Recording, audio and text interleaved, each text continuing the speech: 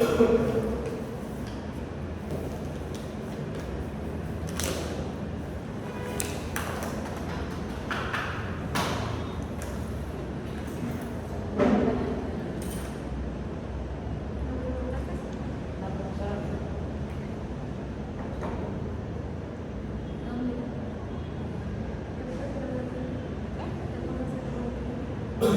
chicos, ya vamos a empezar la clase.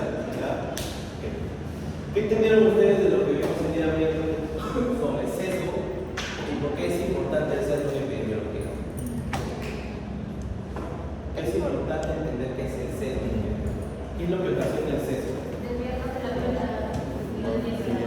Esa desviación de la verdad en un diseño epidemiológico que estamos entonces entendiendo que va a afectar qué cosa. La validez de un estudio. El sesgo está relacionado a qué tipo de error. ¿A error aleatorio o a error sistemático? ¿Cuál es la diferencia entre el error aleatorio y el error sistemático? ¿Cuál de ellos ocurre al azar? ¿Cuál de ellos está relacionado al tamaño de muestra, a la falta de precisión? ¿El sistemático o el aleatorio? Sistemático. ¿El sistemático está relacionado al tamaño de muestra? No. Al aleatorio. ¿El error sistemático es de qué tipo? ¿Probabilístico o no probabilístico? No. Ya. Dentro del sesgo nosotros nos dimos dos clasificaciones de sesgo. ¿Dónde ocurre el sesgo? ¿Cuáles son? En la selección y en la medición. ¿Quién me da un ejemplo de sesgo de selección, por ejemplo?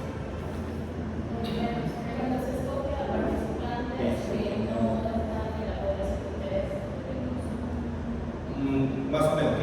¿Quién mejora lo que ha dicho su compañera ayer? El sesgo de ella dice cuando los elementos de la muestra no son representativos de la población. ¿Qué pasa cuando los elementos de la muestra no son representativos de la población? Se llama igual inferencia. Va a salir erróneo. Es error sistemático porque es una desviación de los parámetros que tal vez yo quiero encontrar en la población porque estoy utilizando una muestra no representativa. Dentro de ello teníamos, por ejemplo, el sesgo de muestreo que dijo por ahí, el sesgo de no participación, ¿no? El sesgo, por ejemplo, de Pearson, ¿no? Que es el sesgo de caso control.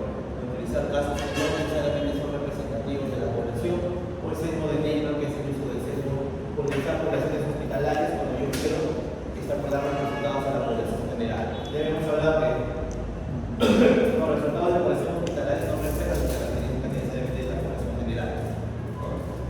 Y con respecto a sesgo de medición, hay dos tipos de mala clasificación dentro del sesgo de selección. Cuando se usa. ¿Cuál, por ejemplo, es un tipo, qué es el tipo de mala clasificación no diferencial?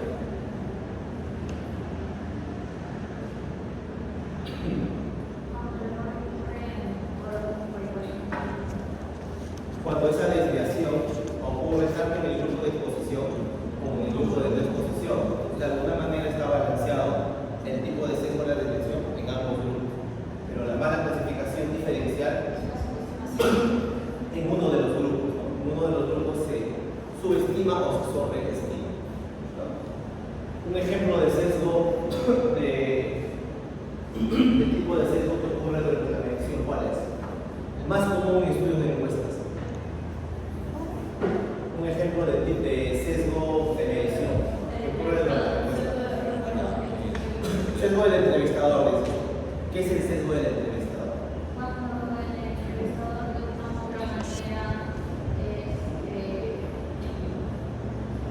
da a entender al encuestado que es lo que realmente quiere que él ponga la respuesta y eso altera los resultados. Dirige la respuesta. ¿Qué otro tipo hay? Sesgo de procedimiento, sesgo de memoria. Sesgo de recuerdo de memoria. ¿Por qué ocurre el sesgo de recuerdo de memoria? ¿Y qué tipo de estudios suele ocurrir más? ¿Por qué retrospectivos? Tratan de recordar. Un individuo Trata de recordar.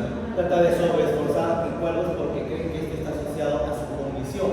En un estudio de caso control, el individuo sabe que está definido como un paciente o como un control, ¿no? En el caso de un control, a veces trata de sobreesforzar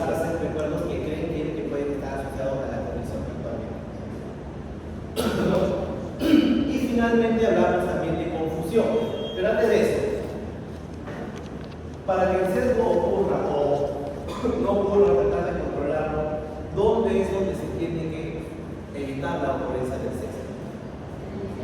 En el diseño del estudio. Un buen diseño, por ejemplo, una buena definición de mi población, de mi marco muestral, un muestreo representativo, buenos criterios de elegibilidad, buena definición de casos y de controles en un estudio, un buen consentimiento informado para indicar a los participantes el objetivo del estudio.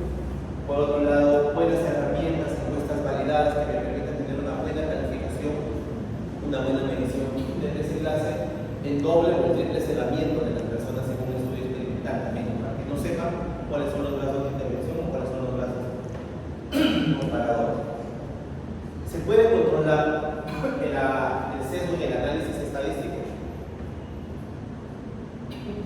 ¿Se puede corregir el sesgo y el análisis? No solo en el diseño. Su compañera dice que sí. ¿Qué dicen ustedes?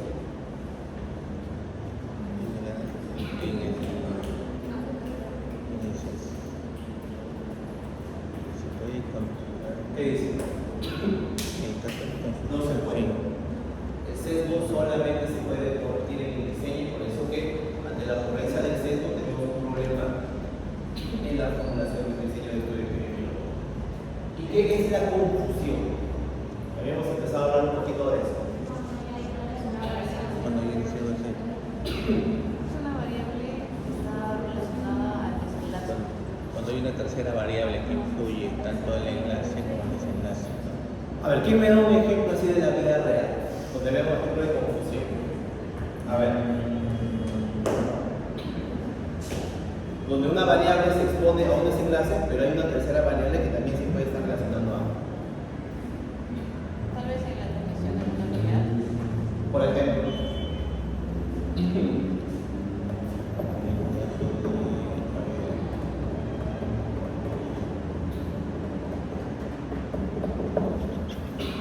Por ejemplo, lo de cercosis no solamente es el cuerpo de la carne del porcino, sino también a la hora de... Teniasis. Dirás la teniasis. Claro. Tú dices que el factor asociado a tener teniasis es consumo o no de carne de cerdo. O sea, la exposición es si consume o no consume carne de cerdo. Y el desenlace es teniasis. ¿Qué otra variable en esa población crees que pueda estar asociado a tener o no tener teniasis y a tener septicemia? Yo pensaría en la edad. ¿Por qué? Porque el consumo o no consumo de carne de cerdo podría tener alguna asociación con la edad. Porque hay gente ya de mayor edad prefiere no consumir carne de cerdo que gente de menor edad. Y por otro lado, la edad puede tener un efecto directo sobre la inmunidad del individuo y hacer que sea más susceptible o más resistente a infección y desarrollar teniasis, ¿no? Yo te pregunto, ¿la edad está en el camino intermedio entre esa asociación entre el consumo de carne de cerdo y cisticercosis? ¿Sí? Una variable intermedia que es una variable que es consecuencia de la exposición y que luego lleva al desenlace. No es una variable intermedia. Entonces, esa es una variable confusora. Ese defecto donde entre la asociación entre una exposición y un desenlace existe la presencia de una tercera variable que se asocia tanto con la exposición y con el desenlace y que su no inclusión podría estar conllevando a una asociación espuria o una asociación falsa o una subestimación real de la asociación que hay, ¿no? ¿Qué requisitos tiene que tener? Independientemente tiene que estar asociado con la exposición, con el desenlace y no formar parte de ese camino de asociación causal, ¿no? Y eso es lo que vamos a ver el día de hoy. ¿No? Confusión. Sí. Ya habíamos recordado esto, ¿no? De potenciales errores en el estudio. Ya vimos el error aleatorio, el error sistemático, ¿no? Los errores producidos en la medición del fenómeno. Dentro de esos errores producidos en la medición del fenómeno es justamente donde cae lo que es confusión. Cuando hay error aleatorio, el error aleatorio no influye directamente más sobre la precisión del estimado, porque la distancia entre el valor obtenido y el valor real no se altera si es que el error aleatorio solamente está ocurriendo, porque va a cambiar solamente la precisión del estimado, ¿no? Afecta la variabilidad del cambio, ¿qué pasa cuando hay error sistemático? Como ustedes ya saben, hay una desviación de los resultados, del resultado real o del resultado que está obteniendo la población, ¿no? Acá tenemos error aleatorio. Los resultados están de alguna manera cerca del parámetro real en la población, pero pueden ser poco precisos, mucho más variables. Pero en el error sistemático estos valores se mueven, ¿no? Caen fuera. Y uno de esos tipos de sesgo medición, o sea, el sesgo es clasificado, la conclusión es clasificada como un tipo especial de sesgo. ¿Okay? ¿Qué es el sesgo? Presencia de algún factor o variable que está relacionado al desenlace y a una exposición, pero que no es una variable intermedia, quiere decir, o sea, no forma parte del camino intermedio de causalidad, y que su no consideración en el análisis ocasiona un error sistemático entre la asociación, en la exposición y el desenlace. O sea, la no inclusión de esa variable en esta evaluación de asociación puede conllevar también al error sistemático, porque puede desviar el parámetro real de asociación. Imagínate, tu análisis para ver consumo de carne de cerdo, desarrollo de teniasis, me indicaría en un estudio caso control con All-Writers que de repente el odds de teniasis en los que comen carne de cerdo me sale 1.1. Diría que el odds de teniasis en los que comen carne de cerdo son el 10% mayor en comparación a los que no comen carne de cerdo. Pero ¿qué pasa si luego yo incluyo el efecto de la variable edad? Cuando incluyo el efecto de la variable edad, el OR cambia a 4.6. Y eso es lo que suele hacer la confusión. Altera y te brinda un valor real de esa asociación que si tú no consideras esa variable confusora, esa asociación que tú tienes no es real. Por eso te hablamos de que su no consideración conlleva a error sistemático. ¿Cuál es la ventaja de la confusión? A diferencia del sesgo, ¿cómo se puede corregir la confusión? Se puede corregir en el diseño, ¿no? Pero la confusión sí se puede corregir en el análisis también, y es justamente lo que vamos a ver el día de hoy. Y la confusión o el fenómeno de confusión en realidad es una representación del mundo real. Cuando nosotros observamos realmente toda en epidemiología, los efectos de las exposiciones sobre las variables de desenlace no ocurren de manera independiente. Siempre hay un interplay o una interacción entre todas las variables de exposición con respecto a una variable de desenlace. ¿Y eso dónde lo habíamos visto? Cuando nosotros vimos nuestras primeras clases de epidemiología, ¿se acuerdan que hacíamos o hablábamos de una grafiquita? Eso eran los DAX, ¿no? Los diagramas acíclicos causales que me permiten ver la asociación entre las variables con respecto a la variable de desenlace. Existen fenómenos de confusión donde hay varias variables que se asocian con el desenlace, pero existen otros mecanismos también de asociación. Existe la modificación de efecto, el efecto mediador, y también vimos los caminos por puertas traseras, porque esas variables que pueden llevar a un camino de asociación erróneo, ¿no? Pero es lo que ocurre, o sea, es el mundo real, ¿no? Por eso es que la confusión es una representación de lo que ocurre. Los factores de riesgo, los factores de protección en la vida real no ocurren de manera independiente, ¿no? Sino que siempre combinan o interactúan entre ellos. Hasta ahí todo claro, entonces, ¿no?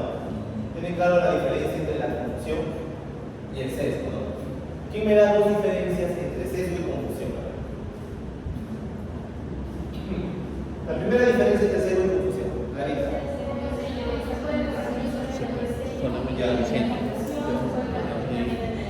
Ya, ese es claro, ¿sí o no? Sesgo solo se corrige en el diseño, confusión se puede corregir en el diseño y en el análisis. ¿Qué otra diferencia puede haber?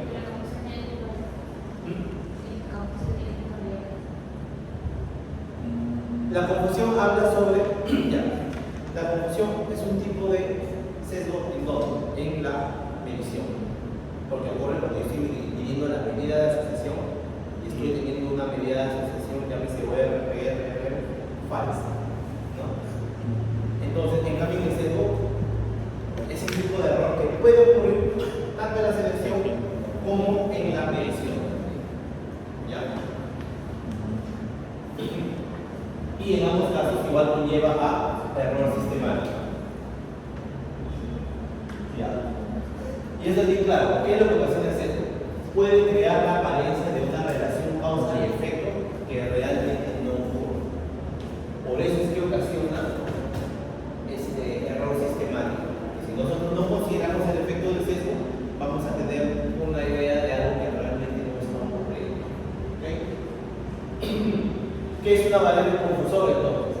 Se define a una variable confusora a aquella variable que en un estudio donde el factor A es la causa de la enfermedad B, pero la presencia de un tercer factor llamado C afecta o distorsiona la asociación entre A y B. Puede ocasionar sobreestimación o subestimación de la medida de la asociación. ¿Ya? Para ello, ¿qué requisitos tiene que tener una variable confusora? La variable confusora, para empezar, estamos en un curso de que siempre tiene que haber un contexto teórico. Tiene que haber suficiente base teórica y biológica que nos permita realmente decir que esa variable biológicamente se asocia con el desenlace y se asocia con la exposición. Además, el factor C o este variable confusor se asocia de manera independiente con el factor A, que viene a ser la exposición, pero no es un resultado de A, porque si el confusor fuera un resultado de A o de la exposición, estaríamos hablando que es una variable intermedia. Y ya sabemos que para confusión, nuestra variable confusora no puede ser una variable intermedia entre la exposición y el desenlace. ¿No? Es lo que dice acá. Entonces, la variable confusora que tiene que ser biológicamente tiene que tener plausibilidad de estar asociada con la exposición y el desenlace, se asocia independientemente con la exposición y con el desenlace, pero no es una variable intermedia entre ambas. ¿Ok?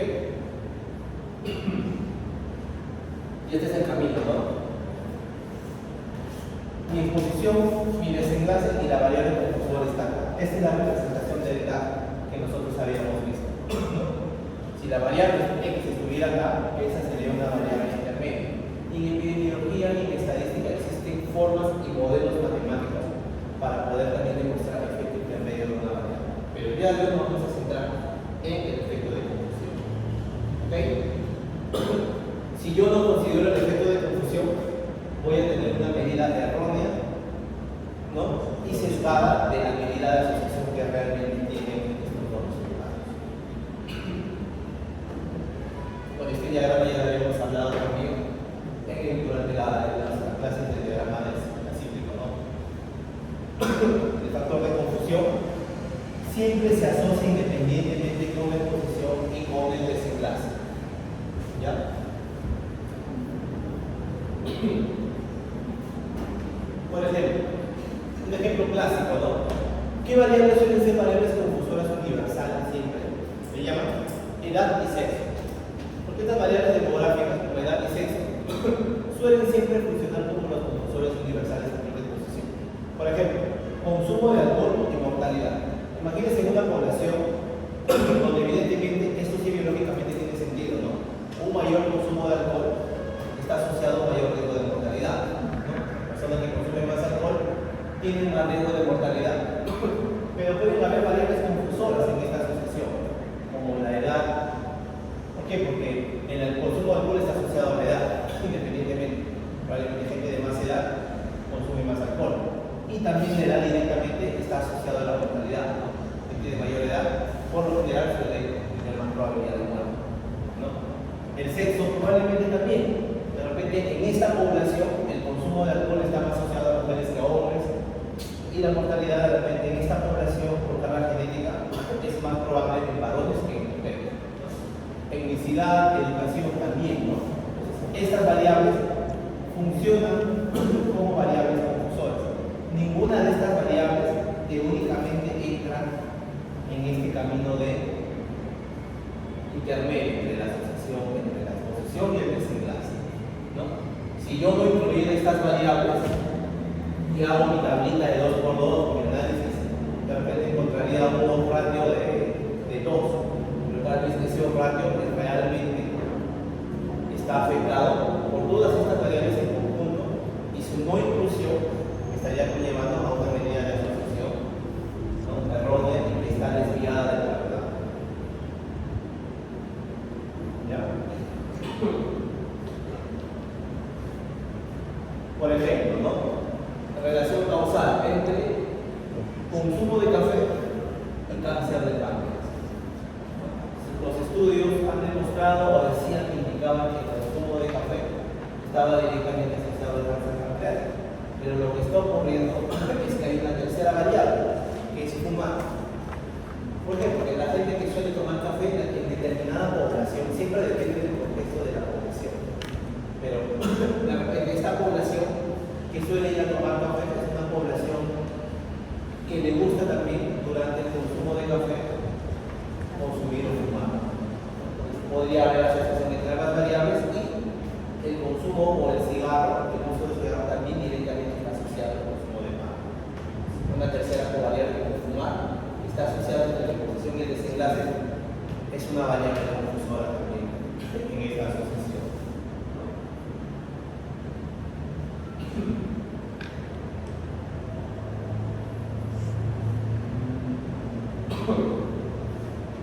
Esto, por ejemplo, no es confusión,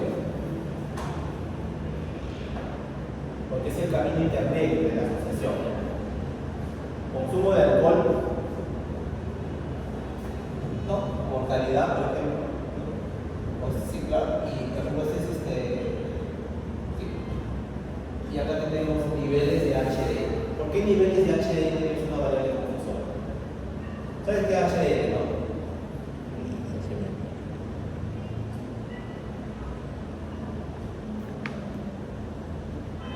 Es un marcador hepático, ¿no? Niveles de colesterol, ¿no? Entonces, esta variable propiamente es una variable, es un marcador que es consecuencia del consumo de alcohol. Una persona que consume más alcohol es una persona que a nivel de sus hepatocitos va a empezar a dañarse más y va a empezar a tener un mayor nivel de estos marcadores. Y estos marcadores directamente se van a estar relacionados con un predictor de mortalidad. Pero no es que este es directamente asociado a esto. Este variable ahora es consecuencia de esta variable. Y esto representa el fenómeno donde una variable no es confusora. ¿Ya? Esa es una variable intermedia. ¿Ya? ¿Ok?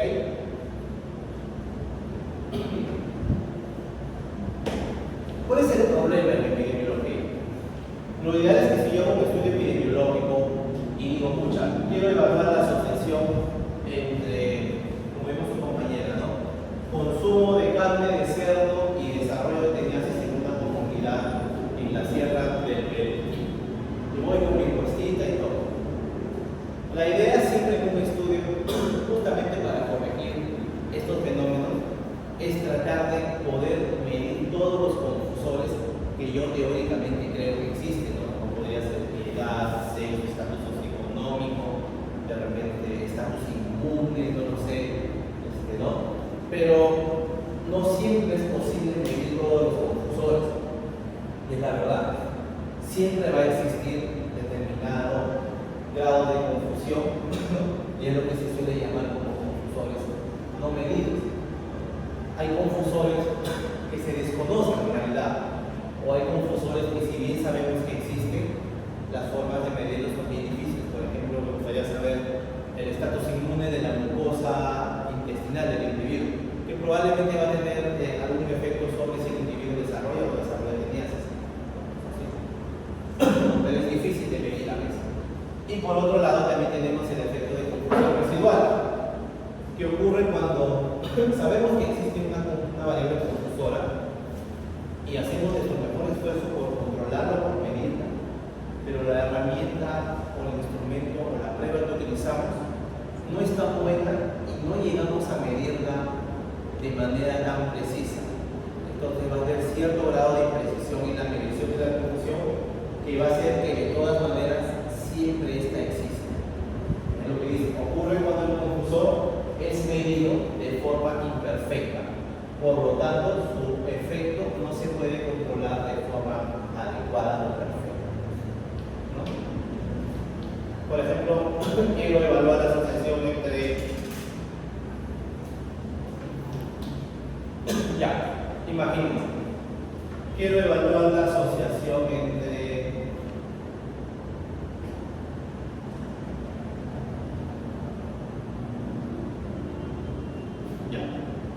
quiero evaluar la asociación entre neurocisticercosis calcificada y desarrollo de epilepsia.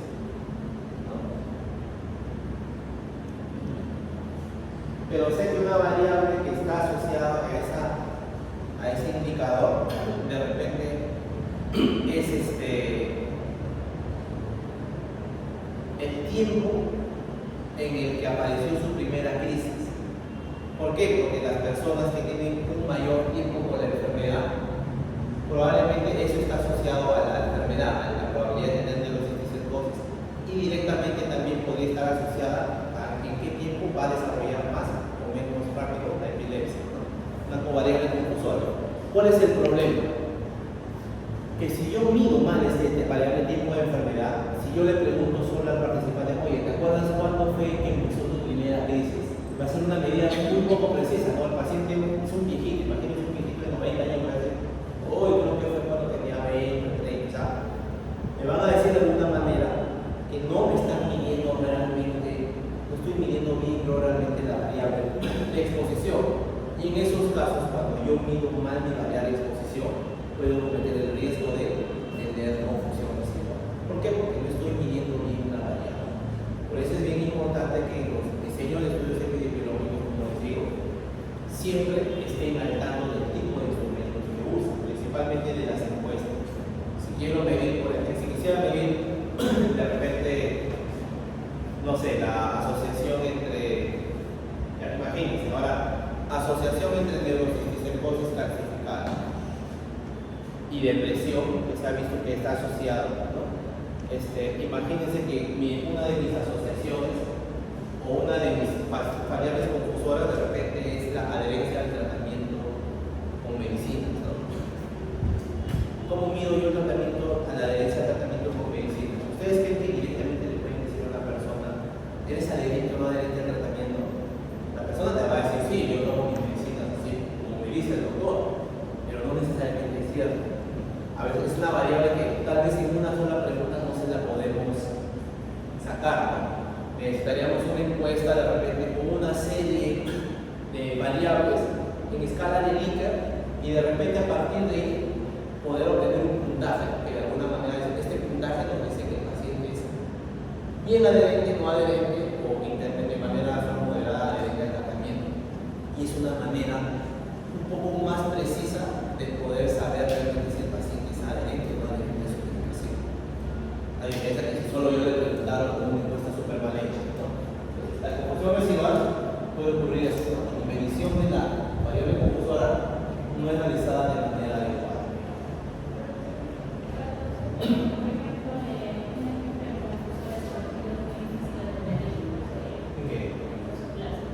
Por ejemplo, ya, el toxoplasma, a ver, dime una población en la que quisieras evaluar toxoplasma. Ya. ¿Qué factor de riesgo cuál es el principal que está asociado a toxoplasmosis en el perro? Ese es de gato. Ya. ¿Qué variable confusora crees que podría estar metida ahí en esa asociación? ¿Cómo medirías la limpieza en el hogar? Eso es un ejemplo claro. O sea, el estatus socioeconómico, tal vez. Toxoplasma, de alguna manera, quiero o no, estaba asociado a escenarios de menos recursos socioeconómicos, ¿no? Podría decir que el estatus socioeconómico podría estar directamente asociado a la condición de tener o no tener toxoplasma como está. Y por otro lado, el estatus socioeconómico también podría estar asociado directamente con la exposición, ¿no? Que es, o sea, si tiene acceso o no tiene acceso a ese dato. Y ahí podría ser incluso, dependiendo de la población, hay población pobre donde hay gente de menos recursos que crían gatos de mala manera, pero también tienes población de gente de buenos recursos que ahora tienen sus gatos en su casa. Entonces,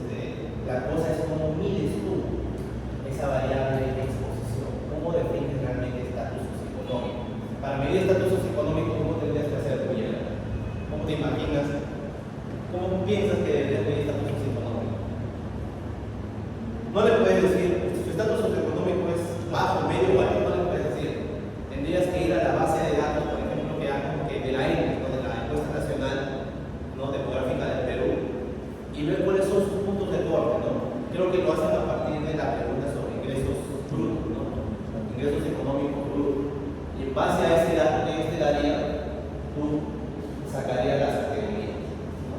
Tiene que ver cómo preguntas, ¿no? De qué manera lo precisamos, tienes ese valor. Cuando hay confusión, entonces nosotros decimos, cuando los resultados de las medidas de asociación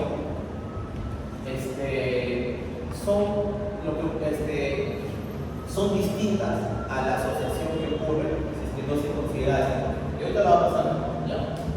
Y estos valores de la medida de asociación, ya cuando se ajusta, la palabra es así, se dice, cuando se ajusta al confusor, ya difieren al menos 10% de la medida cruda o de la medida que no considere esa asociación. Ahorita lo vamos a ver en cualquier, ¿ya?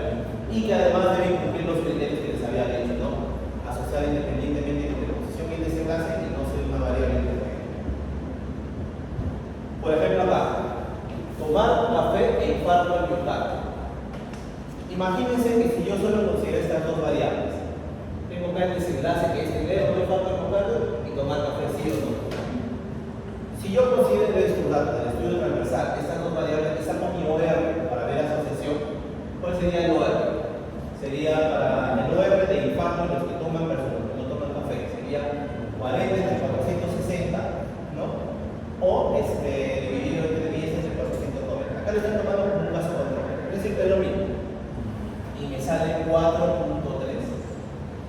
Miren, si yo no considero ninguna otra variable, estos resultados me estarían diciendo de que no debes tomar café porque vas a tener peligro de que te dé infarto al corazón. Yo le pregunto, ¿eso es cierto realmente? ¿El café es tan malo que te puede afectar al corazón? De hecho, el café tiene muchas propiedades. No hay exceso, ¿no? Pero esta medida suele ser un tanto propagandística, ¿no? Podría ser un tanto peligrosa, ¿no? Como evidencia. ¿Qué pasa si yo divido esta variable entre las personas que fuman y las personas que no fuman? Mira lo que pasa en las personas que no fuman. En los no fumadores, si yo calculo los ORs, 2 entre 8 entre 18 entre 472, me sale 1. Y cuando yo lo evalúo en los fumadores, igual. Es decir, que esa asociación previa que habíamos visto estaba siendo confundida o oscurecida por una tercera variable, que era fumar o no fumar. Porque cuando la hemos dividido, la hemos evaluado de manera separada, hemos visto de que realmente no hay ningún efecto de consumo de café sobre el riesgo de desarrollar infarto o de tener infarto anormal. Entonces,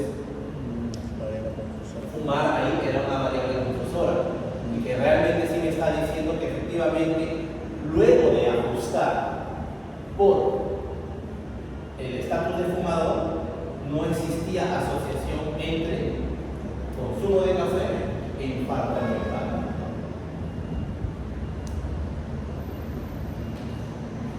Como les dije yo, confusión se puede controlar tanto en el diseño como en el análisis, ¿no? ¿Cómo lo controla en el diseño? Fácil. La forma más fácil de controlar confusión en el diseño, ¿qué sería? ¿Se acuerdan que hubo de la aleatorización en un diseño experimental?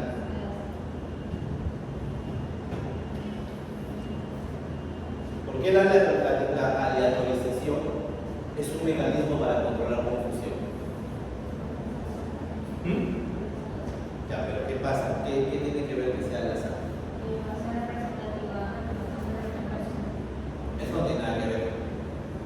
¿Qué pasa si yo quiero hacer un ensayo clínico para demostrar de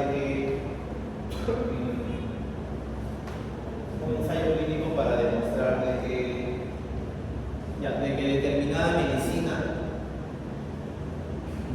es más eficaz para el tratamiento de tuberculosis en una población? Determinado antibiótico nuevo, combinación de antibióticos, es más eficaz para el tratamiento de tuberculosis que el tratamiento convencional, que es isoniazida y rifampicina. Imagínense.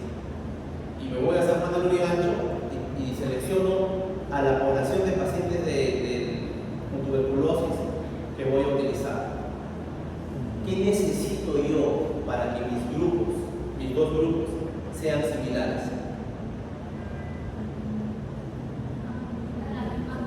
¿Y cómo consigo esto?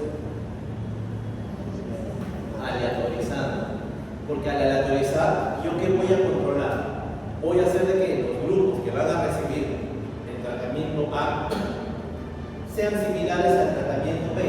¿Qué quiere decir? De que ya no van a haber confusores entre ellos. O voy a reducirlos al máximo. Cuando uno hace un diseño experimental, lo que hace es tratar de reducir el efecto potencial de variables confusoras entre los grupos, para que yo solamente a la hora de analizar ¿qué tenga que analizar? La exposición con el desenlace.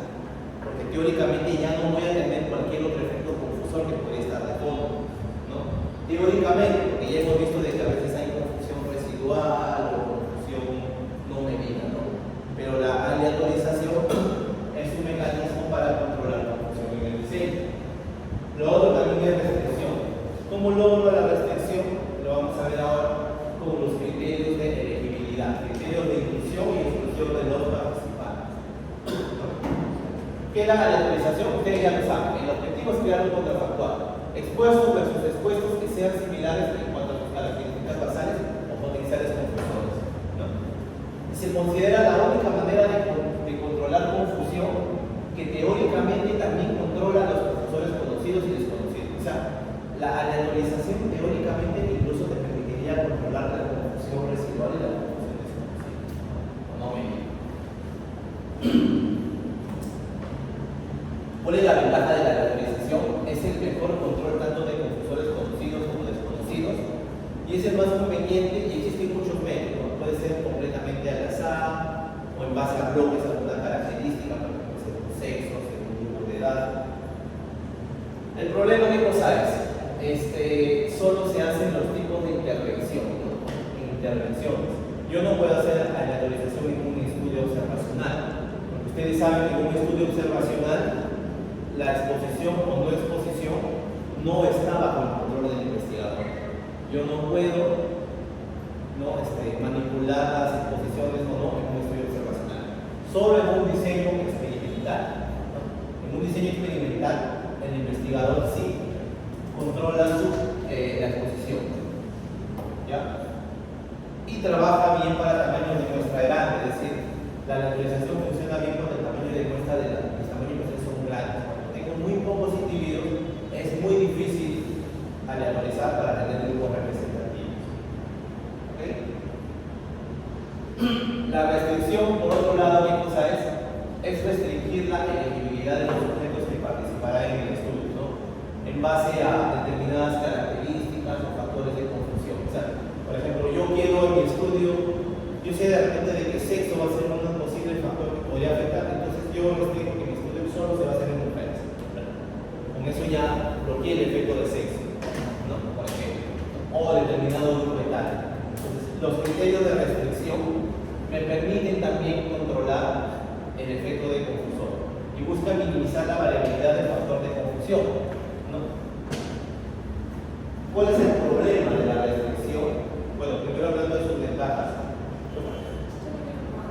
Ya. Me voy muy feo. Las ventajas es que es barato, es conveniente, es barato. O sea, definiendo mis criterios de inclusión o de restricción, yo puedo elegir la población que quiero evaluar porque estoy reduciendo las características que necesita para mi estudio. O sea, con criterio de restricción, ¿qué cosa? Yo gano validez interna porque estoy seleccionando una población que solo va a ser acorde a mi análisis. Pero el problema es que ya no voy a poder generalizar mis resultados, ¿no? Y ustedes ya saben eso, ¿no? Porque al restringir la población que voy a utilizar mis hallazgos, esa población seleccionada bajo determinados criterios de restricción ya no es la misma que la población general. O sea, yo he controlado determinada variable, pero ya no la estoy analizando propiamente. Entonces no puedo generalizar los resultados. Para confusores que son variables continuas también tenemos problemas con los puntos de Gordon, ¿no? Y solo se puede aplicar un número pequeño de confusores, ¿no? O sea, si tú quieres ver un estudio como el de beber alcohol y mortalidad, yo no voy a poner criterio de restricción ya, solo a las mujeres mayores de 20 años, no fumadoras, que no consuman drogas, no voy a estar haciendo restricción a todas las variables, es limitado solamente. ¿Ya? Esa es una de las desventajas. Y la otra forma es mediante el pareamiento, o le llaman el matching. Y esto es uno de los mecanismos que más se utiliza, por ejemplo, ¿saben dónde? En los estudios caso-control. ¿Qué es lo que pasa en un caso-control? En un caso-control, como yo ya les dije, uno parte sabiendo quiénes tienen la enfermedad, que son los casos, y quiénes son los controles, individuos que no tienen la enfermedad. Y yo quiero estudiar una exposición propiamente, ¿no? Para ver si se diferencian entre los casos y los controles. Para mejorar el diseño de ese estudio, yo lo que suelo hacer en un estudio caso-control es que la selección de los casos y los controles sean homogéneas para determinado tipo de confusores, al menos en edad y sexo. O sea, si tengo un individuo que es un caso, un paciente con linfoma de 25 años, hombre, su control debería ser una persona de la misma edad, al menos, 26 a 28 años, y que también tiene que ser varón.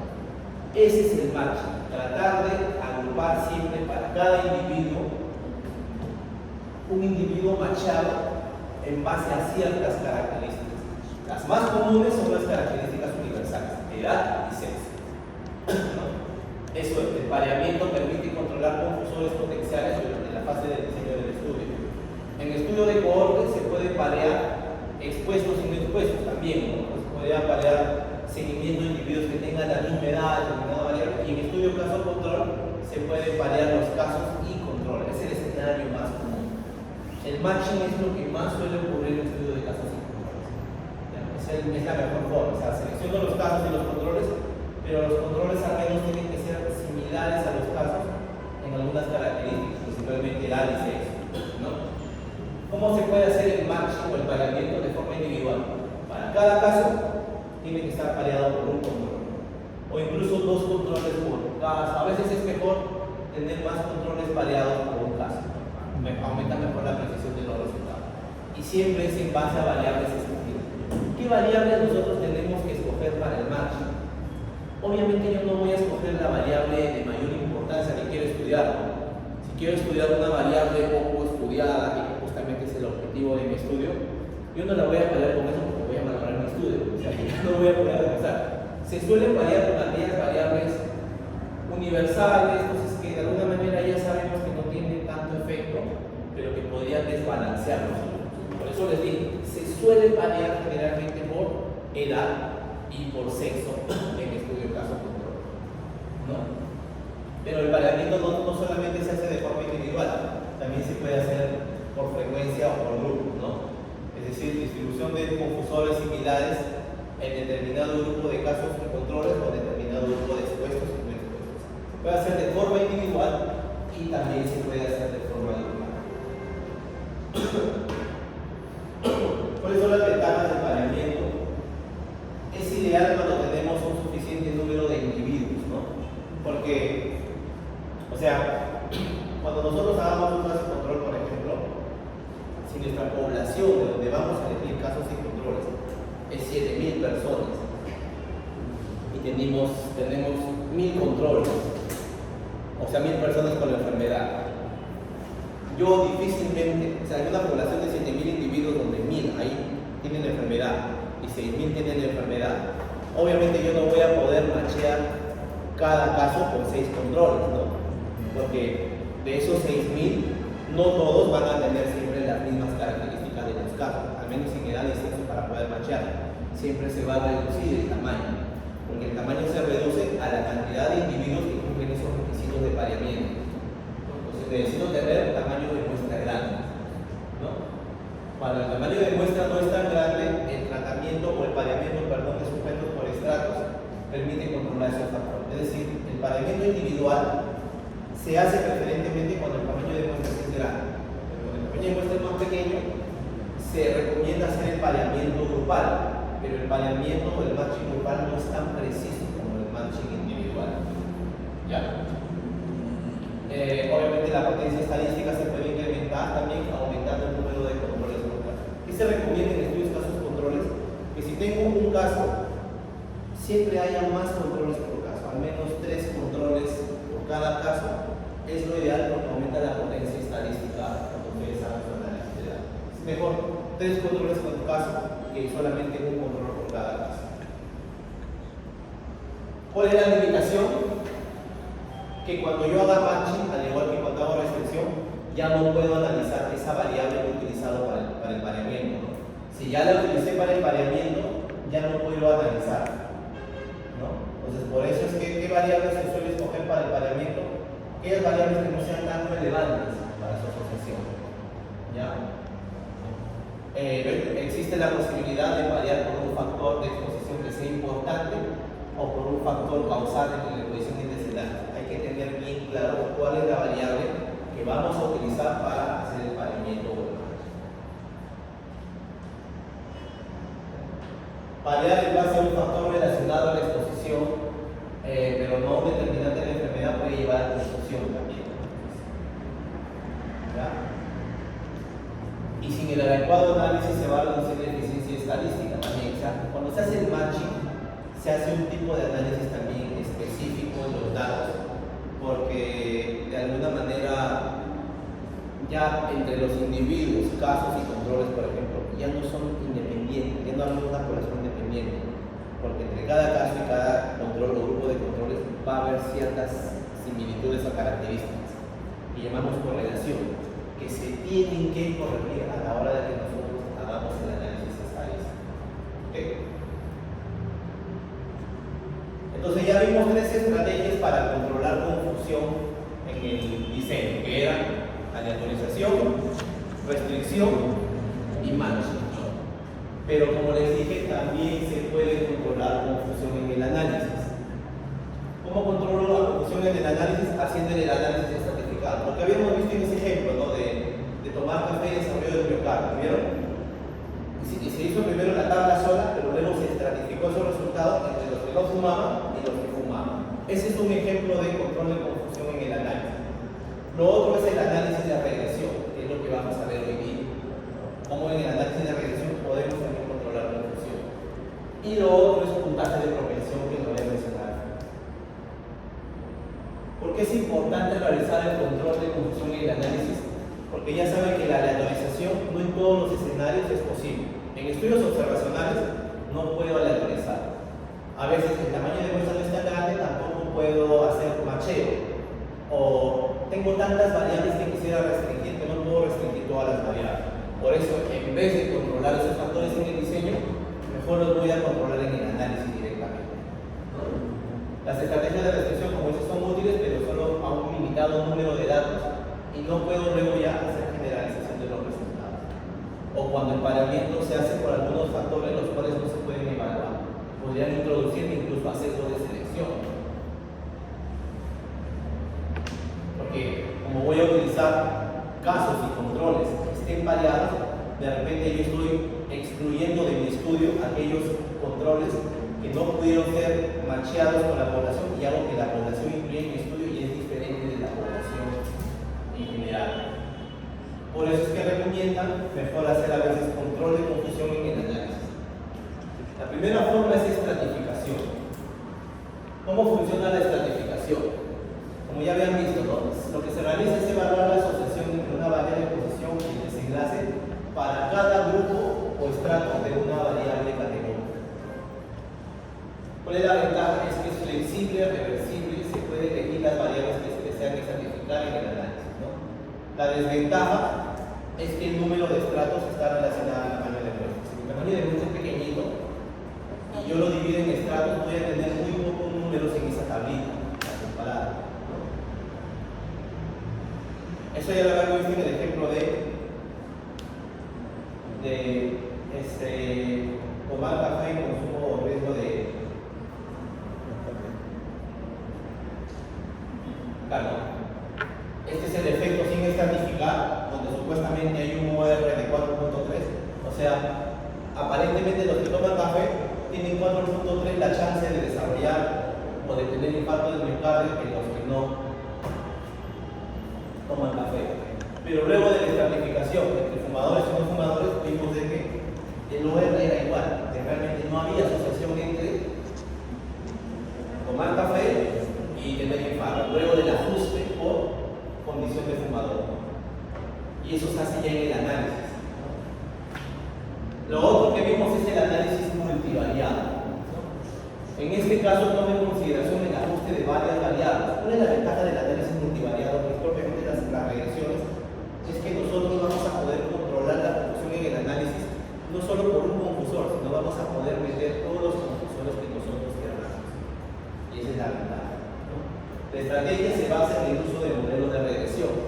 ¿Qué modelo de regresión vamos a utilizar? Va a depender de la naturaleza de mi variable de desenlace. Si mi variable de desenlace es numérica, por ejemplo, niveles de hemoglobina, por ejemplo, nivel de hematocrito, voy a utilizar una regresión lineal. Si mi variable es categórica, dicotómica, como muerto, vivo, enfermo, sano, voy a utilizar regresión logarítmica. Si es una variable de conteo, voy a utilizar regresión de coseno. Es el método más común de control de confusión en el análisis, ¿no? Y va a depender de la especificación del modelo de las características de la población, del número de muestras y del tipo de variables o variables de posición. ¿Cuál es la ventaja del análisis multivariado y el control de confusión? Que puedo evaluar múltiples confusores a la vez. Eso es lo bacán. Puede utilizarse toda la información obtenida con las variables. O sea, para el análisis multivariado, mis covariables o mis variables confusoras pueden ser categóricas, pueden ser dicotómicas, pueden ser continuas, no tengo ninguna restricción.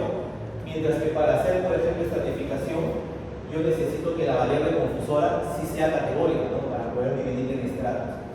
También los modelos de regresión no.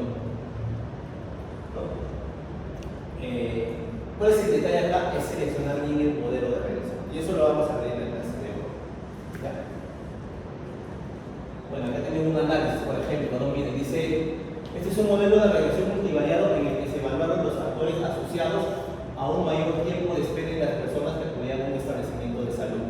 O sea, se hizo una encuesta a las personas en un establecimiento de salud para ver qué factores estaban asociados a que la persona tenga que necesitar un mayor o un menor tiempo de espera para acudir a los establecimientos de salud. Tengo acá las razones de prevalencia crudas para estas variables y estas son las razones de prevalencia ajustada. ¿Qué quiere decir las razones de prevalencia cruda? Era el resultado del análisis donde yo evaluaba el efecto del sexo con el desenlace que era el tiempo de espera o la probabilidad de esperar más tiempo, ¿no? Uno por uno. Por ejemplo, acá yo veo de que supuestamente el análisis crudo me decía que el tiempo o el mayor tiempo de espera para acudir a un establecimiento de salud era mayor en mujeres que en hombres, 2.94 veces, ¿no? Por otro lado, aquí era significativo, porque el intervalo de confianza nunca capturó el valor de 1. Grado de instrucción, acá tenemos, ¿no? Que comparaba primaria versus sin nivel, secundaria versus sin nivel y superior versus sin nivel. Siempre había un nivel creciente en un mayor tiempo de espera, ¿no? También le evaluaron región de procedencia y el tipo de establecimiento, si era del MINSA o era de salud. ¿Qué observaron? Que supuestamente en los establecimientos del MINSA hay mayor riesgo o mayor probabilidad de esperar mayor tiempo en espera que en los establecimientos de salud. Pero todos estos análisis son análisis realizados variable por variable. Pero lo que ven acá ustedes son los resultados cuando todos estos factores lo evaluaron de manera conjunta en una ecuación de regresión logística. ¿Qué es lo que vieron acá? Que este 2.94 cambió a 2.97 luego del ajuste por estas variables. Estos factores también se modificaron o cambiaron luego del ajuste por todas las variables. Eso es lo que hace el análisis de regresión múltiple.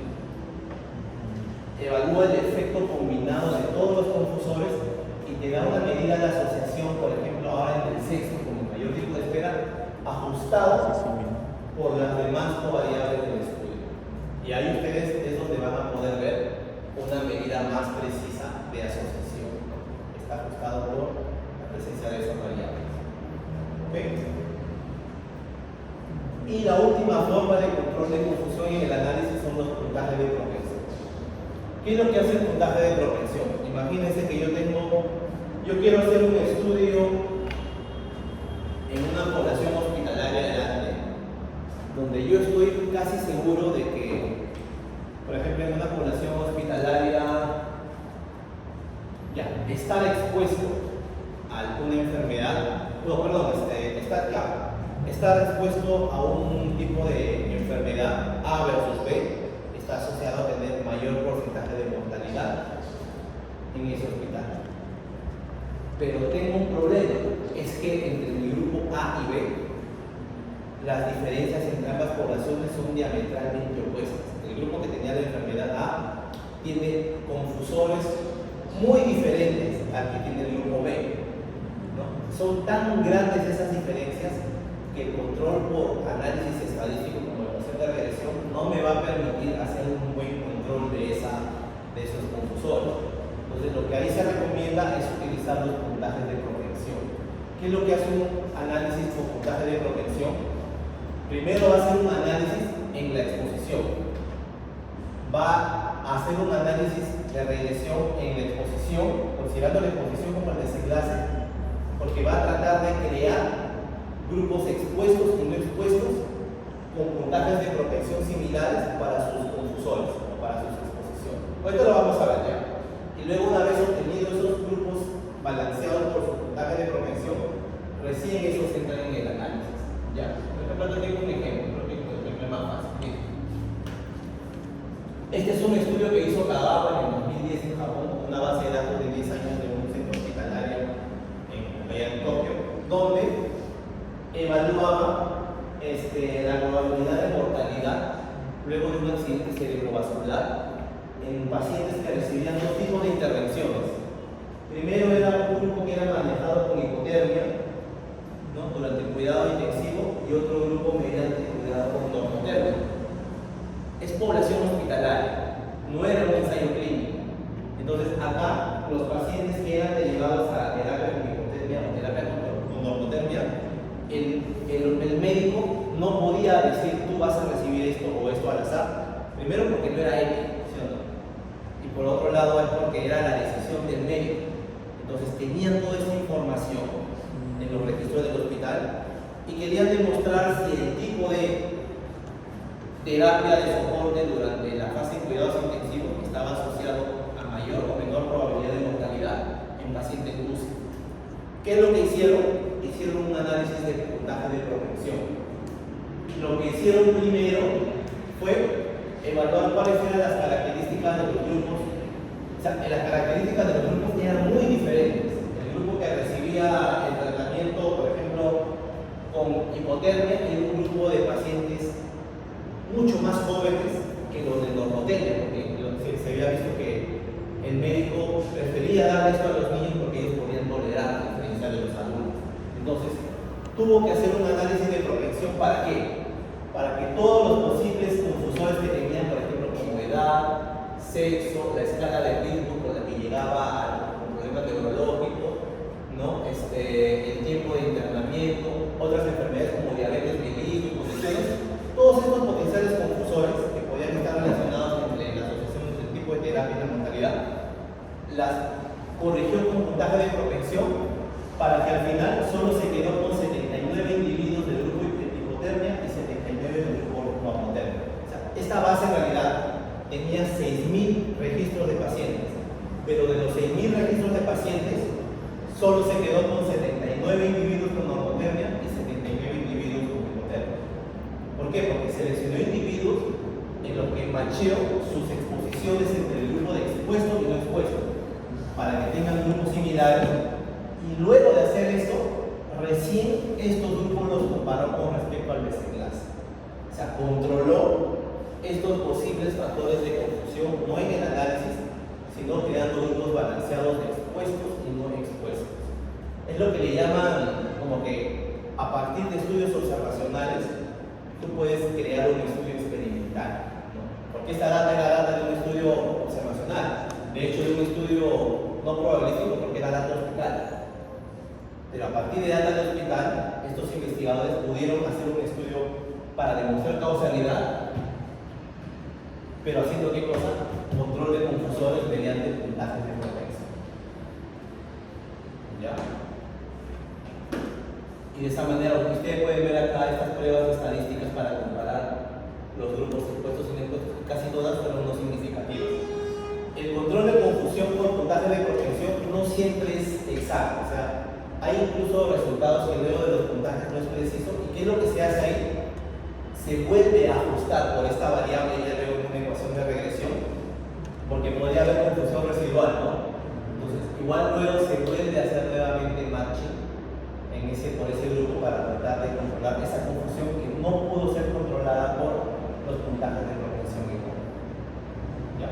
No sé si les ha quedado bien lo del puntaje de propensión. O sea, en los puntajes de propensión, tú vas a crear grupos de expuestos y no expuestos balanceados en tus confusores, generando puntajes, individuos que tengan los mismos puntajes para la exposición entre el expuesto y el expuesto, y esos individuos seleccionados al final se analizan con el desenlace.